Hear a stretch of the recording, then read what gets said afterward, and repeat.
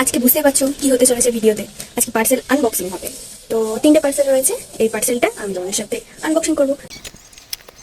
লামে niacinamide moisturiser, এটা আমি ফার্স্ট ইউজ করছি, তাই আমি তোমাদের রিভিউটা চটজল দিয়ে শেয়ার করতে পারবো না, তবে করে দেবো। ইউজ করার পর আমি করে দেবো, ঠিক আছে? দারুন, এটা আগেই পার্সেল খোলা হয়ে গেছে। এটা হচ্ছে আচ্ছা, এটা হচ্ছে প্লামের নাইসিনামাইড সিরাম, ঠিক আছে? প্লামের নাইসিনামাইড সিরাম।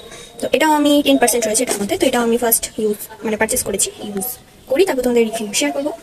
এটার প্রাইস হচ্ছে 849, ঠিক আছে? এটার প্রাইস হচ্ছে 849, 50 ml এর রয়েছে এই যেটা। নেক্সট হচ্ছে এই যে, আর কিছু নেই। এটা হচ্ছে লরিয়ালের শ্যাম্পু। এটা আমি সেকেন্ড টাইম পারচেস করলাম, আগেও একটা ইউজ করেছি, তোমাদের এটা রিভিউ শেয়ার করে দেবো।